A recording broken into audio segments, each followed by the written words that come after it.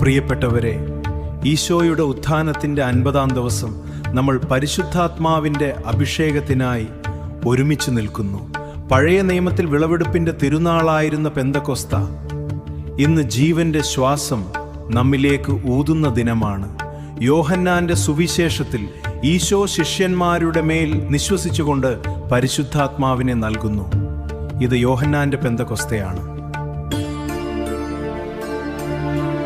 ഒന്നാമതായി, നിങ്ങൾ തീപിടിച്ചവരാണോ? ഏലിയ പ്രവാചകനെ പോലെ സൈന്യങ്ങളോട് ഓർമ്മിപ്പിക്കുന്നത് ഈശോയ്ക്ക് വേണ്ടി കത്തിജ്വലിച്ച അനേകരെയാണ്. നമ്മുടെ ആത്മീയ തീക്ഷ്ണത കുറഞ്ഞുപോയോ? വെളിപാട് പുസ്തകം പോലെ ചൂടോ തണുപ്പോ ഇല്ലാത്തവരായി നമ്മൾ മാറിയോ? ഉണർവിൽ വരം ലഭിക്കാൻ തീ പോലെ നങ്ങമേ തുടങ്ങിയ പാട്ടുകൾ കേൾക്കുമ്പോൾ നമുക്കൊരു പവർ വരാറില്ലേ? ആന്തരികമായ കനലൂതി കത്തിച്ച് പരിശുദ്ധാത്മാവിനാൽ ജ്വലിക്കുവാൻ നമുക്ക് സാധിക്കണം. എല്ലാം ചാരം മൂടിപ്പോയി എന്ന് സങ്കടപ്പെടേണ്ട, കനലുള്ളിലുണ്ടെങ്കിൽ തൊട്ടാൽ പൊള്ളും.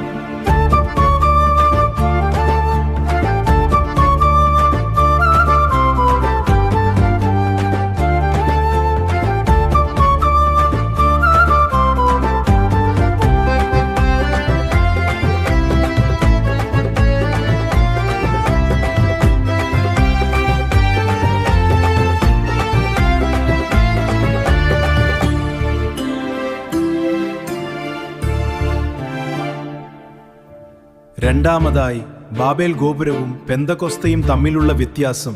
ബാബേലിൽ മനുഷ്യന്റെ അഹന്ത കാരണം ഭാഷകൾ തിരിഞ്ഞില്ല. വികാരിയച്ചൻ പറയണത് മനുഷ്യർ ചിതറിപ്പോയി. എന്നാൽ പെന്തക്കൊസ്തയിൽ പരിശുദ്ധാത്മാവെന്ന്. ഭർത്താവിൻ ഭാര്യയുടെ ഭാഷ മനസ്സിലാകുന്നില്ല, മാതാപിതാക്കൾ മക്കളിൽ ഗുട്ട പിടികിട്ടില്ല.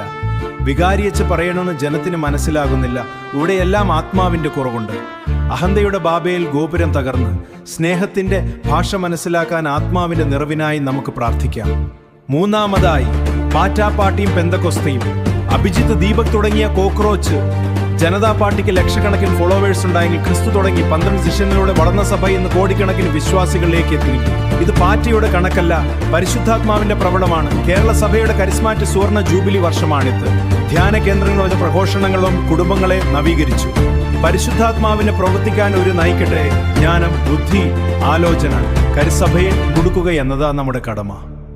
പ്രാവ്, അഗ്നി, കാറ്റ്, ജലം, എണ്ണ എന്നിയെല്ലാം പരിശുദ്ധാത്മാവിന്റെ പ്രതീകങ്ങളാണ്. റൂഹായും പെരിക്ലീറ്റും നമ്മെ നയിക്കട്ടെ. കാണാം ചിരിയോടെ.